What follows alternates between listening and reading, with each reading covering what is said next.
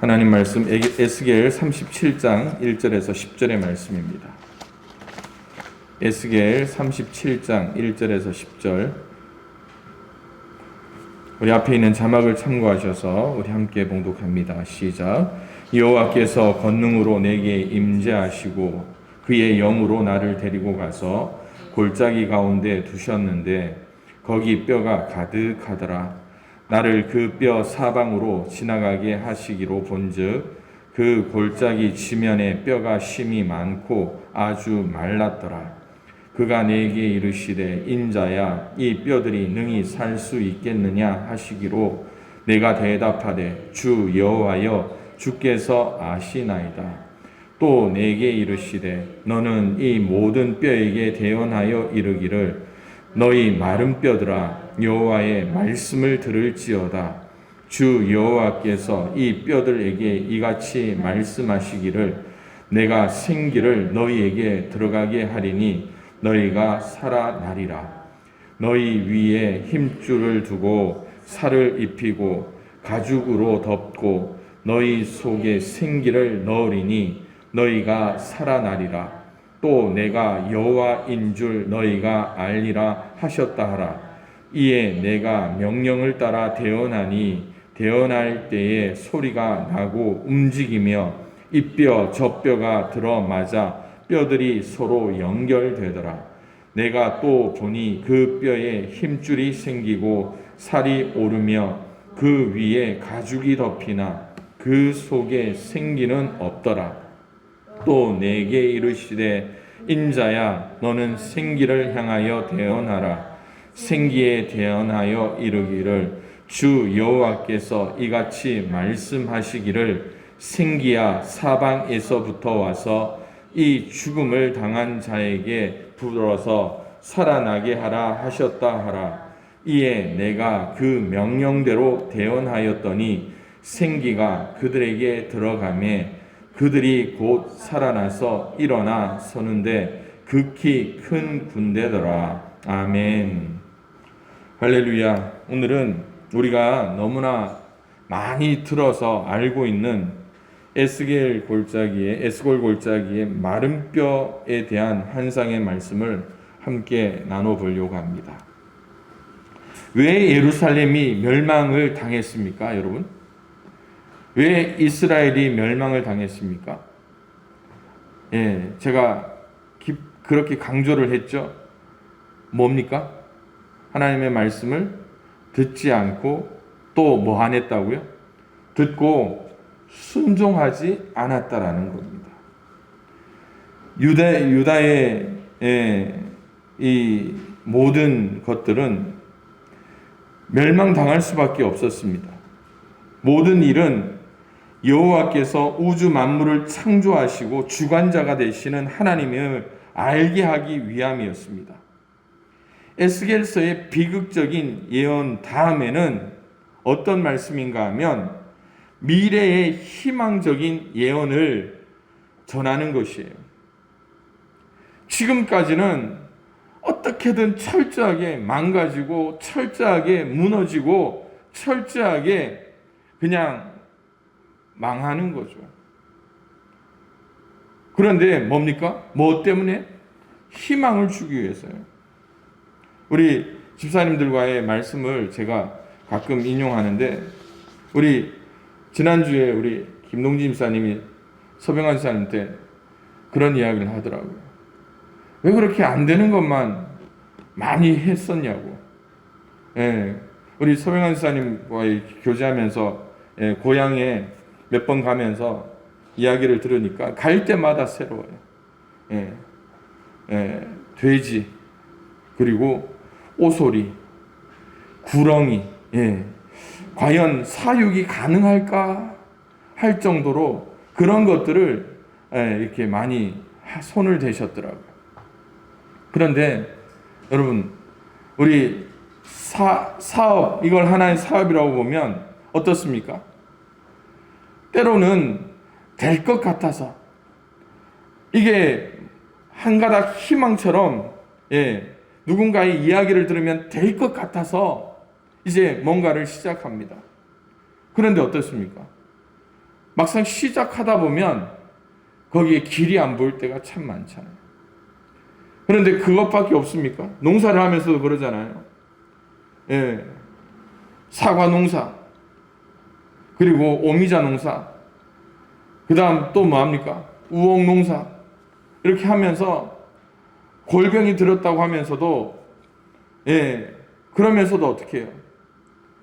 하나님께 우리의 마음을 쏟아 놓을 수밖에 없는 이유가 있어요. 뭐 때문입니까? 하나님만이 희망처럼 보이기 때문에 그래요. 그러니까 어떻습니까? 망가지고, 예, 설상가상의 그러한 아픔, 그것들을 딱 겪은 다음에 하나님께서는 뭘 보여줍니까? 한 줄기 작은 희망을 비추기 위해서. 그 전환점이 어디라고요? 바로 에스겔 37장의 마른 뼈의 환상을 통하여서 이스라엘에게 뭘 보여주겠다고 합니까? 희망의 메시지를 보여주겠다고 하는 거예요. 처음에는 에스겔이 재앙을 예언하자 그 누구도 에스겔의 말에 귀를 기울이지 않습니다. 그래서 그는 이후에 7년 동안 침묵을 합니다. 예언을 하지 않습니다. 그러나 이제 그가 다시 입을 열어서 희망적인 미래에 관해서 예언을 하게 됩니다. 그러자 에스겔은 백성들 사이에서 인기를 얻게 되는 거예요. 그래서 앞으로 저도 에스겔처럼 설교를 해야 되겠다. 예, 막 이렇게 호통, 누구를 잘못했다고 막 이러는 게 아니라 희망의 메시지를. 그런데 그게 마음대로 안 되죠. 사람들이 그의 말을 들으러 모여들었을 때 에스겔은 먼저 그들의 변화되지 않는 심령 상태를 책망한 다음에 희망찬 미래에 대해서 말씀을 전하는 거예요. 에스겔서에서 가장 희망적인 내용이 바로 골짜기에 가득 찬 마른 뼈에 대한 환상입니다. 골짜기를 가득 메운 마른 뼈들이 신비스럽게 살아나듯이 마치 죽은 자나 다름없는 이스라엘 백성도 다시 회복될 것이라고 말씀하고 있습니다. 마른 뼈가 뭡니까? 누구를 이야기합니까? 앞서 말씀드렸듯이 이스라엘 백성이에요. 어떤 이스라엘 백성입니까? 예루살렘 성이 완전히 파괴되었습니다. 하나님이 이스라엘을 버린 것처럼 그들이 충격을 받았습니다. 우리는 이제 돌아갈 것도 없고, 그렇다. 이번에 여러분, 저기 강원도 산불, 동해 산불 난데 생각해 보십시오. 그들이 갈 곳이 없다라는 거예요. 그들이 불이야 하니까 어떻습니까? 아마 우리 집사님들 같으면 불이야 하는 소리에 눈 떠서 어떻게 합니까? 옷도 챙기고 귀중품도 챙기고 이것도 챙기고 해서 한 보따리 챙겨서 나와서 불 꺼지면 이제 돌아가야지 하는데, 여기 분들은 어떻습니까? 불이야 하니까 어떻게 해요? 다 대피해 가지고 거기서부터 이제 하루 이틀 일주일 모여서 자고 나니까 어떻습니까? 불이 꺼졌는데 그 상황이 어떻습니까? 돌아갈 곳이 없다는 거예요. 희망이 없다라는 거예요. 그들이 바라보는 게 뭔지 아십니까? 누가 어떻게 안 도와주나 하는 거예요. 집이 완전히 탔어요. 얼마 그 뉴스 보니까 1,600만 원을 그냥 지원해 준다라는 거예요. 1,600만 원으로 집 지을 수 있습니까? 없잖아요. 그러니까 막 어떻게든 돌아갈 곳만이라도 만들어 달라고. 그랬더니 어떻게 합니까? 임시 집을 빌려주겠다. 그렇게 하니까 거기서 이제 한숨을 쉬는 거예요. 한숨을 놓는 겁니다. 그런데 이스라엘 백성을 한번 되돌아보십시오. 그들이 예루살렘에 아수르 군대가 쳐들어오고 왕이 죽었어요. 그리고 그들은 싸워보지도 못하고 이제 쫓겨나는 겁니다. 그리고 포로로 붙잡혀서 800km를 끌려서 가요. 여러분, 말이 800km죠. 가다가 죽은 사람이 얼마나 되겠습니까? 그러니까 이제 그들에게는 희망이 없다라고 생각이 들었을 거예요. 그때 에스겔이 뭐라고 합니까? 하나님이 결코 이스라엘 민족을 버리신 것이 아니라고 확신을 시켜주는 거예요. 무엇을 통해서? 마른 뼈를 통해서. 마른 뼈. 그래서 장차 때가 되면 북왕국 이스라엘과 남왕국 유다가 다시 통일될 것이고, 하나님께서 성전에 거하셔서 자신의 택한 백성과 영원토록 함께 하실 거라고 우리 에스겔의 입술을 통해서 말씀하는 겁니다. 그래서 에스겔은 어떻게 합니까? 앞으로 말씀을 보면서 성전에서 흘러나가는 그 물을 통해서 어떻게 합니까? 처음에는 발목, 무릎, 허리, 그리고 헤엄칠 만큼 물을 해서 그 물이 닿는 곳마다 어떻게 될 것이라고요? 살아난다는 거예요. 그것이 죽었던 나무라도, 죽었던 물고기라도 살아날 것이라고 이야기해요. 얼마나 놀라운 환상인지 몰라요. 그런데 이것이요, 그냥 아무나에게 살아날 것이라고 합니까? 아니에요. 이스라엘 백성, 민족에게 문자적으로 적용되는 것이 아니면 상징적으로 적용되시느냐. 그래서 학자들 사이에 얼마나 의견이 많았는지 몰라요. 그러나 한 가지 분명한 것은 이 에스겔의 희망적인 메시지가 온 세계에 복된 소식이 되리라는 거예요. 그래서 이 새로운 도시는 여호와 삼마, 여호와께서 거기 계시다라는 의미로 가지고 오고, 앞으로 지금 우리가 살아가는 시대가 어떻습니까? 희망이 없고 여러 가지 괴로운 일들이 산적 첩첩산중처럼 우리에게 다가온다 할지라도 여호와께서 거기 계시다, 그것을 통하여서 우리 모든 믿는 자에게 어떤 것을 보게 하십니까? 새롭게 하실 새 하늘과 새 땅을 우리에게 보게 하신다라는 것이죠.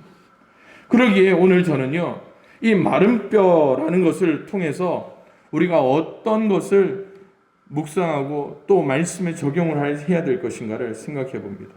그 첫 번째로 마른 뼈가 누구를 이야기한다고요? 이스라엘 백성이에요. 나의 영적인 상태를 점검할 수 있는 시간이 되었으면 좋겠습니다. 하나님께서 영으로 에스겔에게 임재하여 골짜기 가운데로 인도하시는데 거기에 뼈가 가득합니다. 그 뼈들 사이로 지나가게 하시는 골짜기 지면에 뼈가 심이 많고 아주 말랐습니다. 그런데 오늘 본문 이후 11절에 보니까 뭐라고 합니까? 또 내게 이르시되 인자야, 이 뼈들은 이스라엘 온 족속이라. 그들이 이르기를 우리의 뼈들이 말랐고 우리의 소망이 없어졌으니 우리는 다 멸절되었다 하느니라. 여기서 이 뼈들이 이스라엘 족속임을 말씀합니다. 이 마른 뼈들은 멸절되어 뭐가 없습니다. 소망도 없습니다. 생명도 없어요. 이스라엘 족속인데 하나님은 에스겔에게 하나님의 말씀을 대언하도록 합니다. 뭐라고 합니까? 13절에 내 백성들아, 내가 너희 무덤을 열고 너희로 거기에서 나오게 하고 이스라엘 땅으로 들어가게 하리라 라고 말씀하죠. 사랑하는 성도 여러분, 우리의 상태를 한번 보십시오. 지난주에 성도가 말씀 속에 거해야 하는, 성도가 말씀 속에서 살아야 하는 이유를 말씀드렸잖아요. 여러분, 우리 속에 하나님의 말씀이 없다면 우리는 뭐가 됩니까? 마른 뼈의 상태가 되는 거예요. 마른 뼈. 오늘 우리가 마른 뼈로 살지 않기 위해서 오늘 우리에게 이 말씀을 듣고 또 내게 적용할 수가 있어야 됩니다. 나의 영적인 상태를 점검할 수가 있어야 됩니다.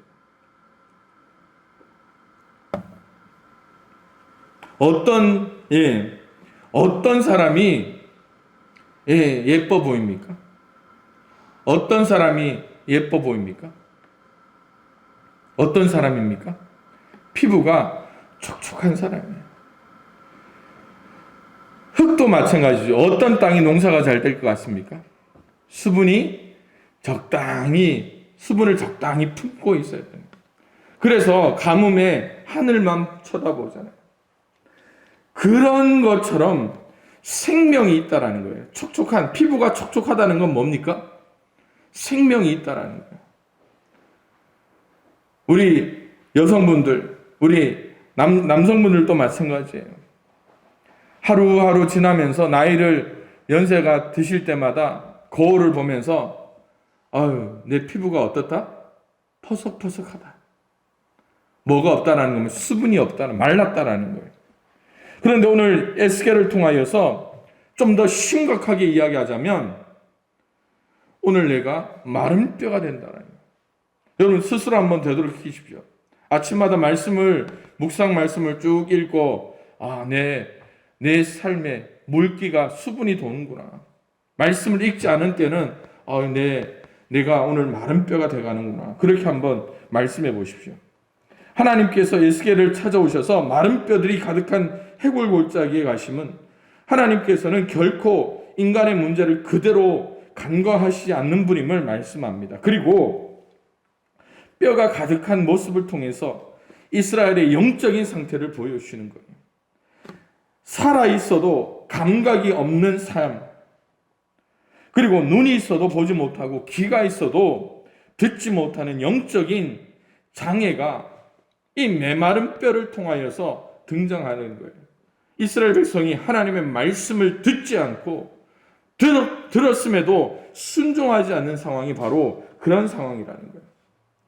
생명이 없는 종교로 인하여 살아있다 할지라도 산 송장과 같은 인생, 바로 이런 삶이 우리의 삶이 아닌가 되돌아봐야 된다는 거예요. 어제 그저께 우리 목사님들과 산행을 하고요. 우리 몇 분 집사님들한테 말씀을 드렸는데 예수님의 12제자 중에 도마가 우리 가야 시대에 김해에 왔다라는 그런 설이 있습니다. 그래서 김수로 왕을 중매해서 이제 어느 정도 자리까지 참여했는데 그 도마의 상이요, 영주에 이 큰 바위에 새겨져 있습니다. 목사님들이 도영환 목사가 왔으니까 거기 가볼래 그러더라고요. 가야죠, 가봐야죠. 수백 년 된 그 도마상. 그런데 거기 갔더니요, 참 안타까운 게 있어요. 뭐가 안타깝냐 하면 도마의 상인데 이전에 우리 문화재청에서 어떻게 했는지 몰라도 불교 위주의 문화재를 발굴하니까 그 모습을 보고 뭐라고 했겠습니까? 강동 마의 석상이라고 해서 불교의 그런 불상으로 취급을 하는 거예요. 그래서 목사님들과 이런저런 이야기를 하니까요. 그런데 이 불교에서도 무슨 그런 느낌이 있는지 몰라도 여러분 석불이 있고 뭐 이러면 석가탄신일에 연등도 걸고 뭐 이렇게 하잖아요. 그런데 그 석불, 강동 마의 석불이라고 해놓고서 4월 초팔이 되더라도 거기에는 연등도 걸지 않고 아무것도 하지 않는다. 그만큼 수천 년이야 2000년 역사에 만약에 그 도마의 석상이 학술적으로 이제 알게 된다면 그곳이 성지가 되는 거겠죠. 그런데 여러분, 이 불교에서도 우리 말처럼 뭐가 뭔지 구분하지 못하고 불교 유적으로 만들어 놓고 그렇게 하면서 그들 속에 뭔가 깨달음이 있겠느냐라는 거예요. 반대로 우리 기독교에서도 마찬가지입니다. 우리 기독교 유적을 그렇게 버려둘 수는 없다라는 생각을 하게 됩니다. 오늘 우리의 삶에서 우리가 마른 뼈인지 살아있는 뼈인지 나의 영적인 상태를 점검할 수가 있어야 됩니다. 하나님의 사랑을 깨닫고 하나님의 은혜를 내 마음속에 간직하고 에스겔로 하여금 대언하도록 택하신 일꾼 삼으신 것에 대하여 나를 부르신다면 그 부름에 응답하는 삶을 살아서 하나님 나라를 세우고 확장하는 일에 쓰임받는 삶을 살도록 우리가 결단할 수가 있어야 되는 겁니다. 그러기에 여러분, 마른 뼈는 아무것도 일할 수가 없습니다. 마른 뼈는요, 끔찍하고 두려움의 대상입니다. 그러나 하나님의 말씀이 우리 속에 있을 때 이 마른 뼈가 살아나는 것처럼 우리의 영적인 상황이 다시금 일어나 하나님의 거룩한 사명을 가지고 일어날 수 있는 우리 양평교회 모든 성도님들이 될 수 있기를 주님의 이름으로 축원을 드립니다. 두 번째로 믿음을 우리가 간직할 수 있어야 됩니다. 여러분, 마른 뼈를 다 이렇게 뼈 하나하나를 맞춰서 사람 형상으로 만들어 놨습니다. 그 마른 뼈에 물을 붓습니다. 물을 간직할 수 있을까요? 물을 간직할 수가 없습니다. 피부가, 근육과 모든 내장이 회복되어야지 물을 보관할 수가 있어요. 두 번째로 제가 말씀드린 믿음을 간직할 수 있는 우리의 상태가 되어야 됩니다. 하나님은 에스겔에게 마른 뼈를 보여주시면서 3절에 이렇게 이야기합니다. 인자야, 이 뼈들이 능히 살 수 있겠느냐라고 질문을 합니다. 그랬더니 에스겔이 뭐라고 합니까? 주 여호와여, 주께서 하시나이다. 여러분들에게 질문합니다. 집사님, 이 뼈들이 능히 살 수 있겠습니까? 집사님, 능히 살 수 있겠습니까? 우리 대답은 뭡니까? 우리 집사님들 뭐라고 하시겠어요? 제가 작년에 그랬잖아요. 포도나무, 여기 안에 심어 놓았더니 몇몇 분은 안 된다라고 이야기하고 몇몇 분은 살아날 수 있다고 이야기하더라고요. 그런데 결국 죽었습니다. 살 수 있는데 제가 죽인 것 같아요. 그런데 그 살고 죽는 것은 주께서 아시는 거예요. 오늘 우리의 대답이 바로 주께서 아십니다. 이것이 바로 믿음이라는 거예요. 4절에서 6절까지 뭐라고 말합니까? 너희 마른 뼈들아, 여호와의 말씀을 들을지어다. 주 여호와께서 이 뼈들에게 이같이 말씀하시기를 내가 생기를 너희에게 들어가게 하리니 너희가 살아나리라. 너희 위에 힘줄을 두고 살을 입히고 가죽으로 덮고 너희 속에 생기를 넣으리니 너희가 살아나리라. 또 내가 여호와인 줄 너희가 알리라 하셨다 하라라고 말씀합니다. 여러분, 하나님께서 에스겔에게 인자야, 이 뼈들이 능히 살겠느냐 하실 때에 주 여호와여, 주께서 하시나이다 라고 대답을 할 때 그렇게 되어나도록 하시면요, 하나님께서 행하시는 것을 믿고 그 믿음을 간직하여 이 사실을 대언하라는 말씀이에요. 하나님께서 에스겔을 부를 때에 믿음 없기 때문에 부르신 건 아니에요. 믿음의 사람이었고 그 말씀을 전할 준비가 되어 있었다는 거예요. 여러분, 우리의 자녀들이 있잖아요. 우리 농사를 지으면서 큰애야, 저기 가서 스위치 좀 끄고 와라 라고 심부름을 합니다.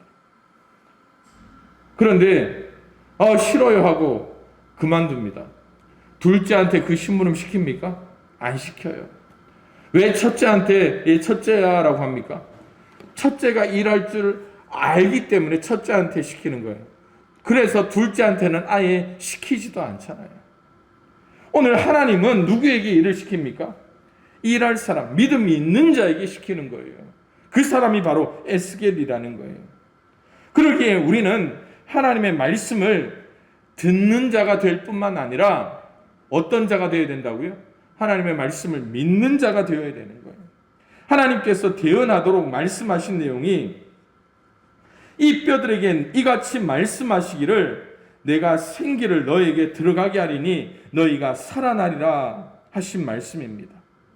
이는 인간을 창조하실 때에 하나님께서 창세기 2장 7절에 말씀합니다. 여호와 하나님이 땅에 흙으로 사람을 지으시고 생기를 그 코에 불어 넣으시니 사람이 생명이 되느니라. 그 말씀이에요. 여러분, 하나님이 흙에 말했더니 흙도 순종하고 생기가 순종하더라는 말이에요. 그런데 오늘 우리는 어떻습니까? 우리의 생각과 우리의 마음과 우리의 지식과 판단을 가지고 모든 것을 어떻게 해요? 하나님보다 앞서 판단해버릴 때가 얼마나 많이 있습니까? 하나님은 창조의 하나님입니다. 생명을 주관하시는 하나님이에요. 마른 뼈들에게 생명을 부여하시는 하나님이 말씀합니다. 그 말씀을 듣고 믿는 저와 여러분들이 되기를 주님의 이름으로 축원을 드립니다. 믿음을 간직하여 하나님의 도구로 하나님의 역사에 동참할 수 있는 삶을 살 수 있기를 소망합니다.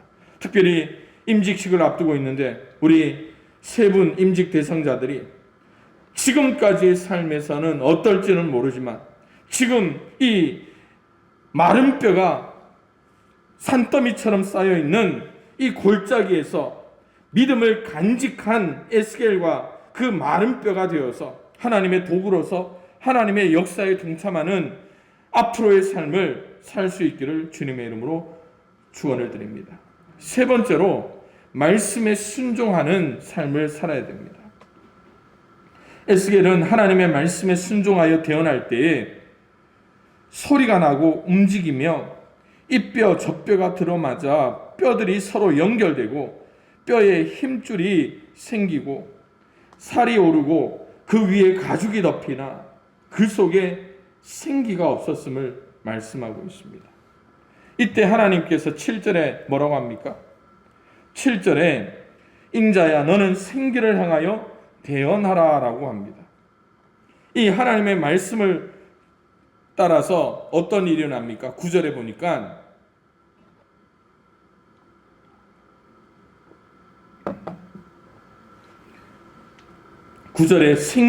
생기야 사방에서부터 와서 이 죽음을 당한 자에게 불어서 살아나게 하라. 여러분, 이 대언 그리고 살아나게 하라 하는 이 에스겔의 외침, 그 말씀을 따라서 어떤 일이 일어납니까? 그 생기가 그들에게 들어가서 살아나서 일어서는데 극히 큰 군대가 되었다라고 말씀합니다. 하나님 말씀에 순종하여 에스겔이 말씀을 전하자 큰 군대가 됩니다. 하나님 말씀에 순종할 때에 역사가 나타나는 거예요.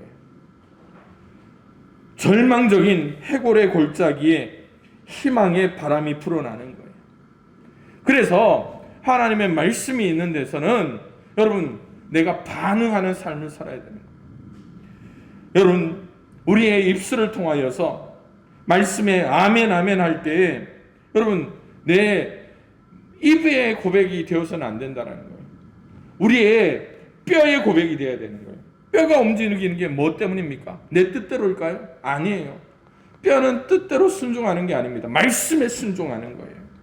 생명의 말씀이 임하자 이 뼈 저 뼈가 들어맞아서 뼈들이 서로 하나가 되고 그 뼈에 힘줄이 생기고 살이 오르더니 가죽이 덮이고 생기를 불어넣자 큰 군대가 되었다는 거예요.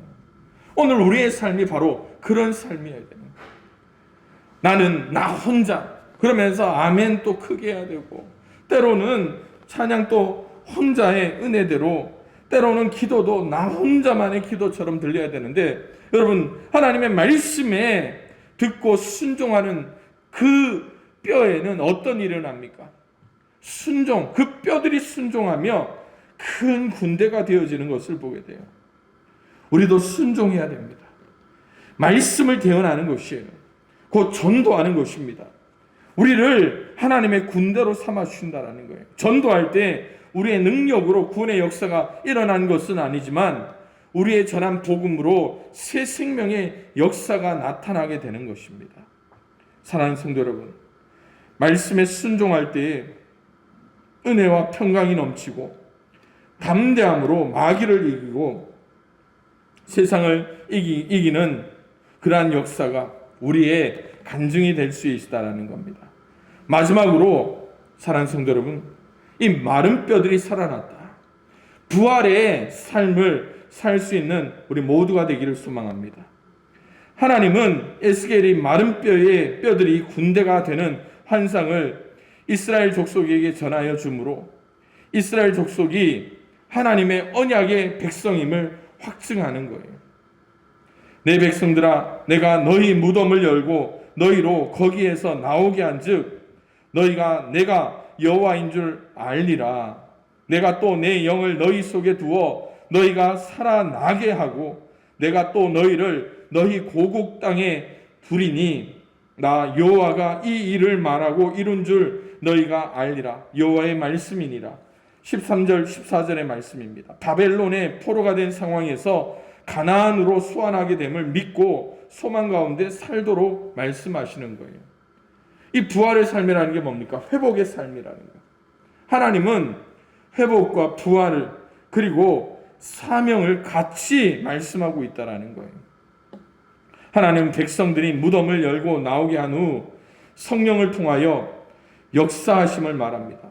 이는 이스라엘의 종교적 정치적인 정황의 완전한 회복, 그리고 그들이 지금은 포로로 끌려왔지만 그 회복을 통하여서 다시 고국으로 돌아가게끔 약속하고 있다라는 것입니다. 그래서 소망을 간직한 자는 낙심하는 것이 아니라 불가능을 가능케 하시는 하나님의 역사를 믿고 부활의 삶을 살아야 된다는 겁니다. 우리의 삶은 결코 현실에 안주해서도 안 되고 현실 때문에 낙심해서도 안 되고 부활의 신앙을 통하여 죽음도 이기고 환경도 능히 이기는 삶을 살아야 하는 것입니다. 이를 위해서 사랑하는 성도 여러분, 오늘 우리에게 이 성령의 역사가 절대적으로 필요한 것을 우리가 깨닫게 되는 것입니다. 그래서 성령의 충만을 경험하여 날마다의 삶에서 부활의 삶을 살아갈 수 있는 우리 양평교회 모든 성도들이 될 수 있기를 소망합니다. 그래서 말씀을 마무리합니다. 마른 뼈와 같은 이 절망의 상황이 나의 영적인 상태인가 아니면 나는 어떠한 상황인가를 점검할 수 있기를 바랍니다. 믿음을 간직하기를 원합니다. 말씀에 순종하시길 바랍니다. 그리고 부활의 삶, 증인의 삶을 살 수 있는 우리 모든 양평 가족들이 될 수 있기를 주님의 이름으로 축원을 드립니다. 이 시간 우리 말씀을 생각하며 함께 기도할 때에 하나님, 오늘 내 심령에 내 육신의 마른 뼈와 같은 아버지 하나님이여 상처나고 아픈 부위가 있습니다.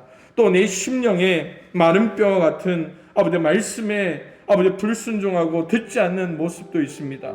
하나님 함께하여 주시고 인도하여 주셔서 아버지 하나님의 마른 뼈가 살아나는 귀한 역사처럼 나의 영적인 상태가 회복되고 믿음의 삶, 말씀의 순종의 삶, 부활의 삶을 다시금 살아날 수 있도록 주님 은혜 허락하여 달라고 우리 말씀을 생각하며 우리 주여 한번 크게 외치고 기도합니다.